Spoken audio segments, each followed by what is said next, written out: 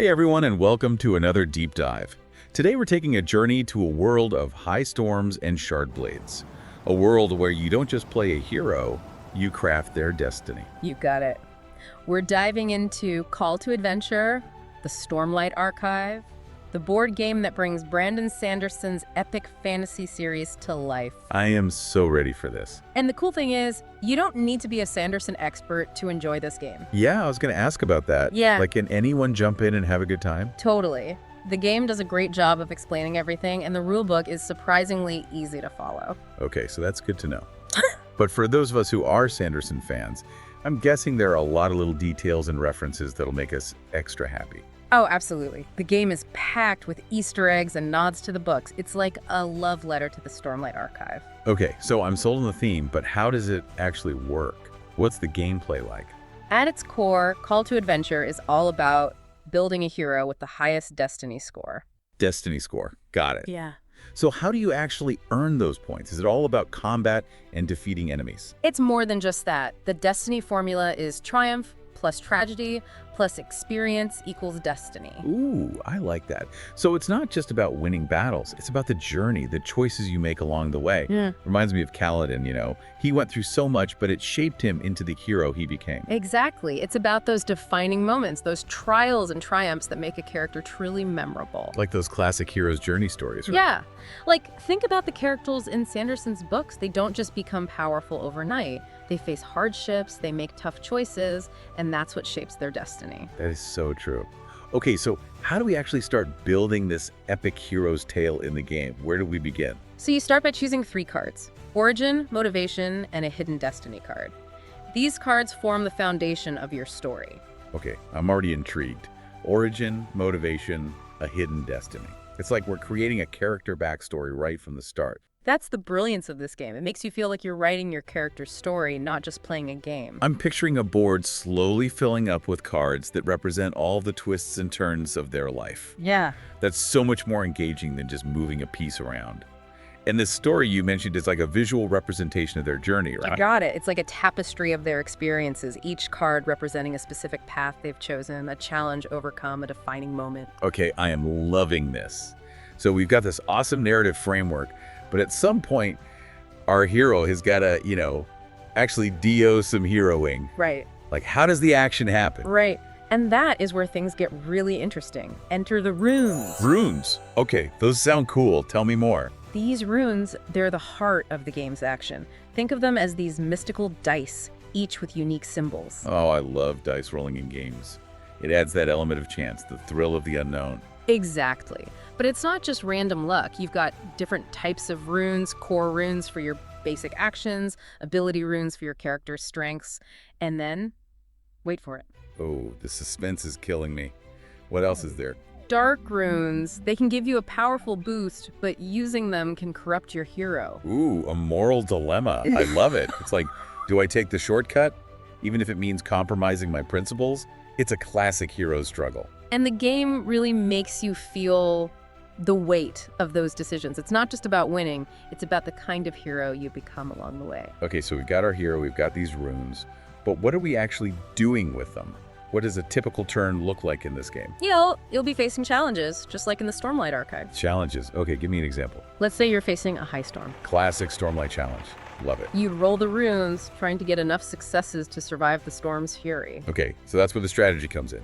Choosing which runes to roll, trying to maximize your chances of success. Exactly. And this is where your character's abilities really come into play. Let's say your character is a skilled windrunner, all about speed and agility. Like Kaladin. So if my challenge involves like dodging lightning strikes or something, I'd have an advantage. You got it. You can cast extra speed ability runes, giving you a better chance of succeeding. Oh, that's awesome. It's like your hero is drawing on their past experiences, their training to overcome obstacles. And the more you invest in certain skills, the more powerful those runes become. Okay, I'm starting to get the picture. It's like a really cool blend of storytelling and strategic decision-making. Exactly. You're not just rolling dice, you're shaping your hero's destiny with every choice you make. You mentioned dark runes earlier. How did those work? I'm guessing they're not just free power-ups. Definitely not. They come with a price. Each time you use a dark rune, you slide down the corruption track. It's like a moral compass. showing how far your hero has strayed from the light. So, a hero who relies too much on those dark runes, they might win a few battles, but ultimately lose themselves in the process. Precisely. And it's not just about your conscience. Your corruption score can affect your final destiny and what cards you can play later on, so it's a constant balancing act. This game is seriously getting me hooked. We've talked about building our hero, those mystical runes, facing challenges, but what about playing with friends? Oh yeah, you're not alone in this. You can play solo or with a group of friends. And you can even choose to go up against Odium, the ultimate antagonist in the Stormlight Archive. Okay, so Odium is like the final boss, the ultimate test of our hero's mettle. Exactly. And to aid you in your fight against Odium, there are radiant icons. Radiant icons, I'm guessing those are important. Very. They're like these special tokens you collect, and they can help you unlock powerful abilities. They're not just game pieces. They represent the oaths that the Knights Radiant swear. Okay, so again, that connection back to the books, those little details that Sanderson fans will appreciate. For sure. The game does a fantastic job of making you feel like you're a part of Sanderson's world. Okay, you've sold me on the theme, the hero building aspect, even those tempting dark runes, but now I want to know how the game actually plays out. Picture this. The game is like a grand adventure told in 3 acts. Ooh, 3 acts. Now that is classic storytelling structure. I like it. Right. And you progress through these acts by acquiring trait and challenge cards. Think of them like chapters in your hero's life. You'll be facing increasingly difficult trials, adding to your character's story, collecting story icons along the way. Story icons. Right, those were tied to our final destiny score, if I remember correctly. Exactly, but they're not just about points. They often represent key moments or relationships in your hero's journey. It's another layer of depth that adds to that whole narrative experience. Okay, so we're building our hero, casting runes, facing challenges, making tough moral choices, and even getting a glimpse of that ultimate showdown against Odium. My head is spinning. But wait, we haven't talked about allies yet. You can't face a world-ending threat alone, right? You're absolutely right. No hero stands alone. And that's where those ally cards come in. These represent the companions who join you on specific challenges, offering their unique skills and support. Ooh, like calling in a grizzled Herdasian warrior or a wise ardent to help you out in a pinch. Exactly. But here's the thing. Adding an ally actually increases the difficulty of the challenge. Wait, what? Why would I make things harder for myself? Because it also brings greater rewards if you succeed. Think of it as taking on a bigger foe, a more daunting task.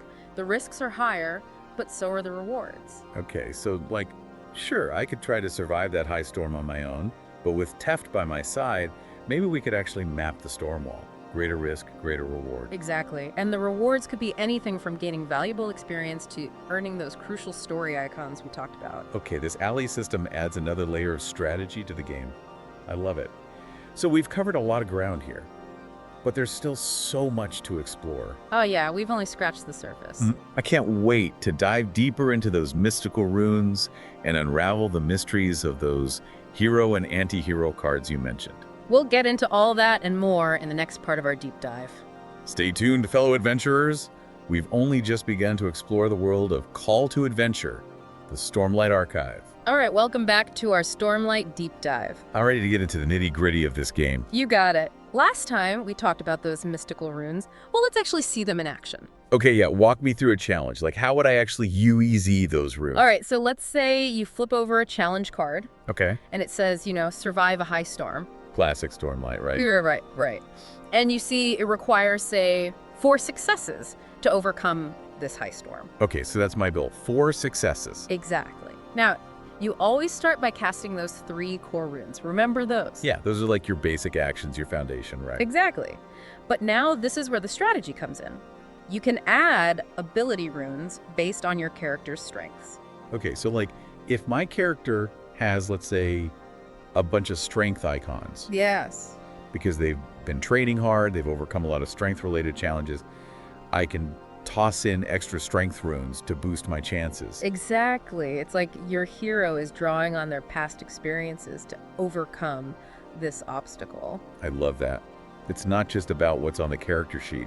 It's about the story they've lived up to this point. Right. It all ties together. Okay, so I cast my core runes. I maybe add some ability runes based on my character strengths. Yeah. And then what? you roll them. Okay. And see what happens. I'm assuming each side of these runes has like different symbols or something. Exactly. You'll have some sides that give you 1 success, some sides that give you 2, some sides might even give you special abilities. Ooh, okay.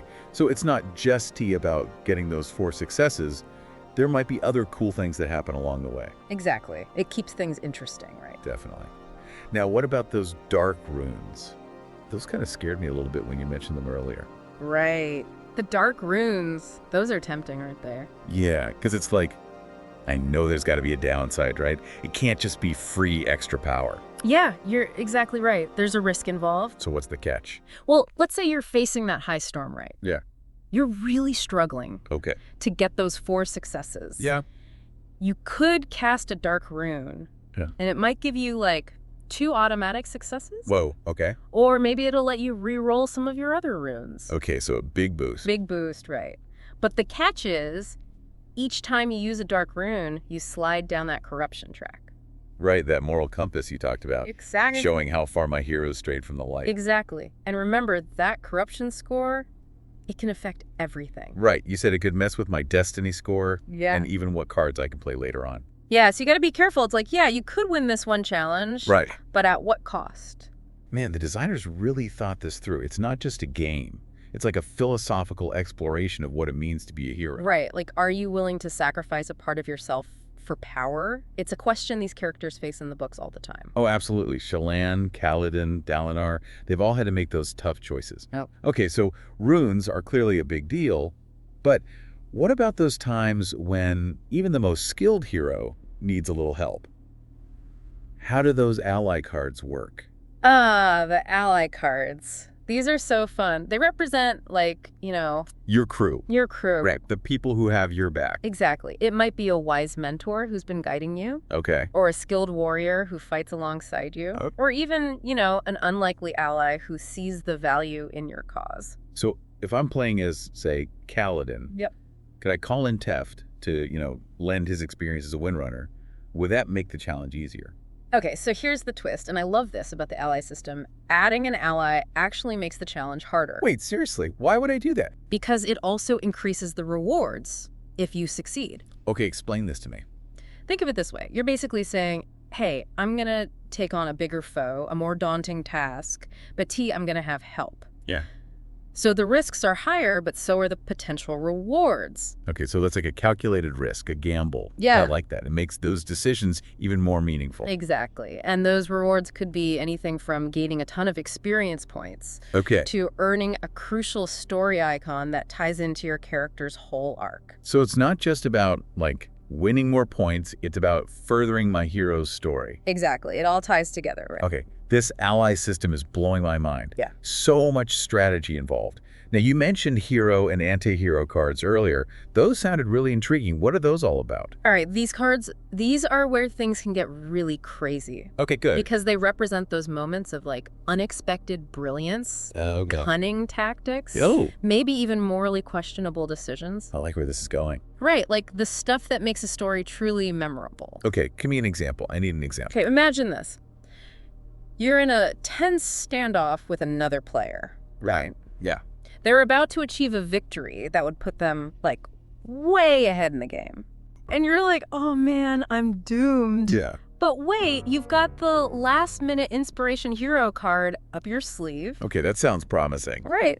And you play it. Yeah. And bam, the situation flips. Their victory is snatched away, their plans crumble, and now they got to scramble to catch up. Ooh, that is so satisfying. It's like turning the tide of battle with a stroke of genius. Right. It's like that moment in a Sanderson book where you're like, no way, how are they going to get out of this one? Yeah, and then bam, they pull something amazing out of nowhere. Exactly. Okay, so hero cards are awesome, but what about those anti-hero cards?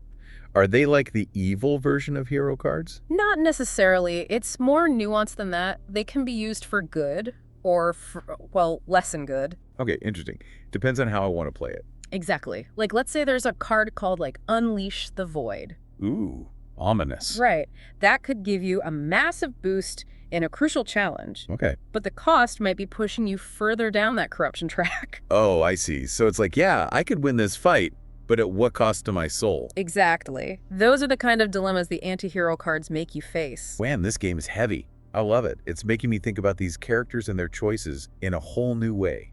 It's not just black and white good versus evil. Right. It's all about those shades of gray, those tough decisions. Okay, we've covered so much ground here. Runes, allies, those crazy hero and anti-hero cards. I'm exhausted. I know, but we're not done yet. There's still so much more to explore. Bring it on.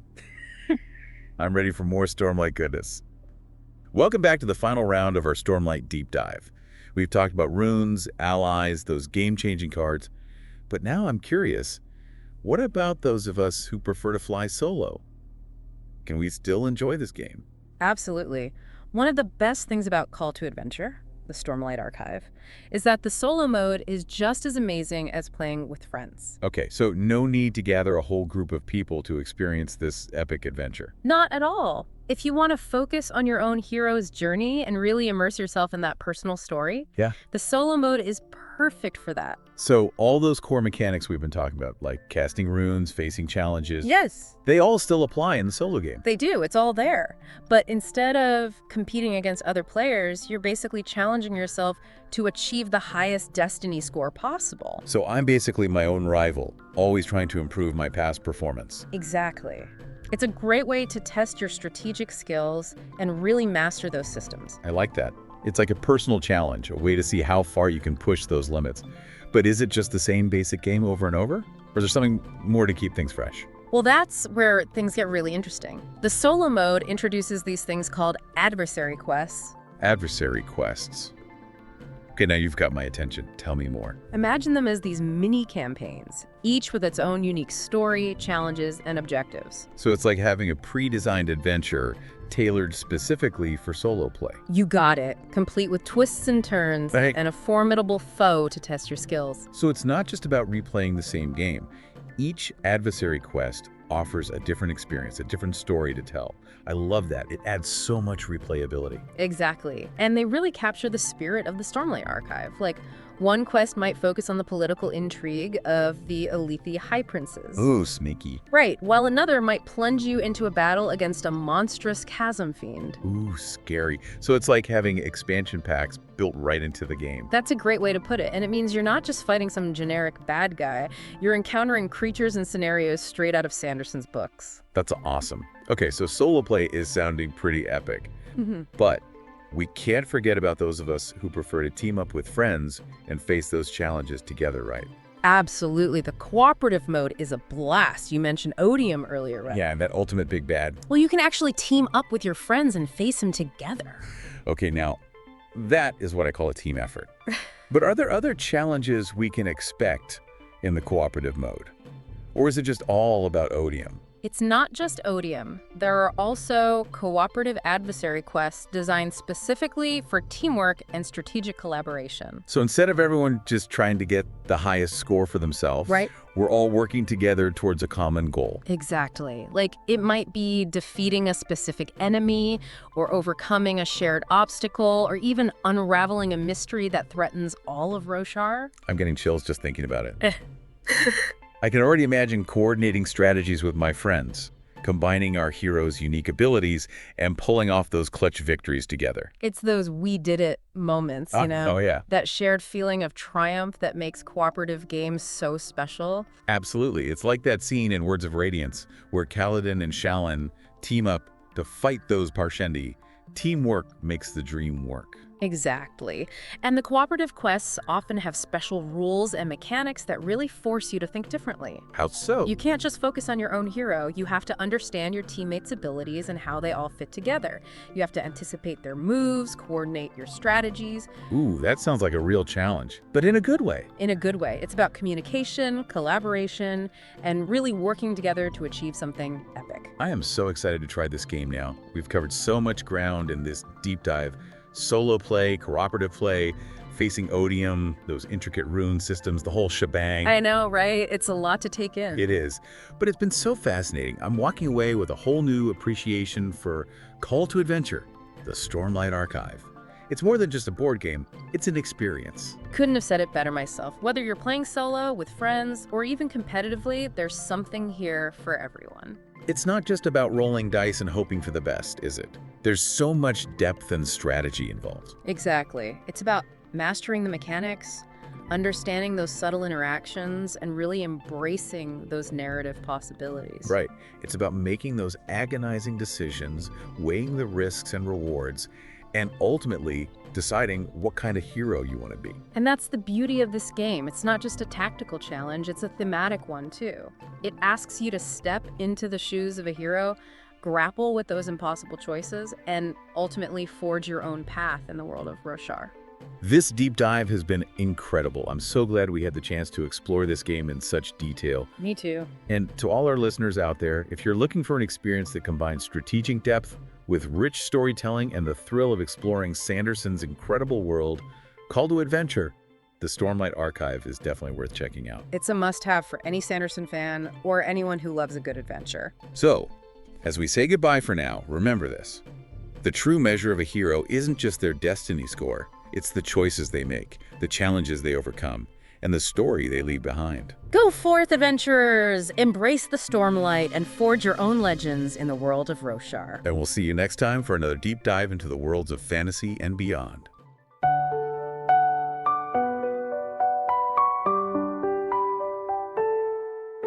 Through ancient depths beneath my feet, the radiant gems spell destiny. Cold stone walls guard the prophecy. No mortal dares to flee. Splendence through realms divine, while stormlight beckons with its shine. Nights call from sphere to sphere as storms draw ever near.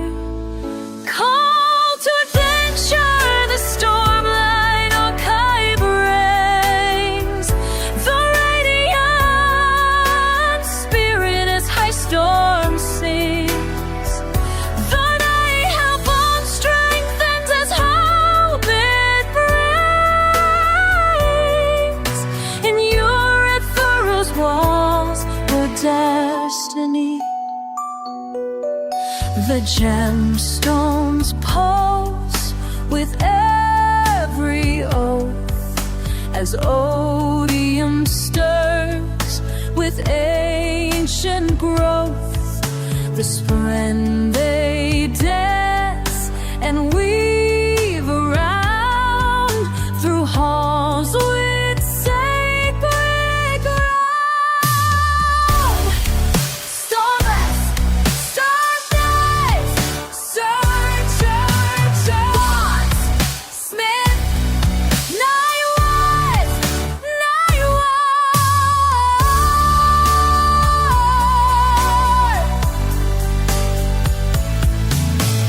Order by order we build our might, through chambers vast with stormlight bright. Each oath sworn could change our fate, as ancient powers we navigate.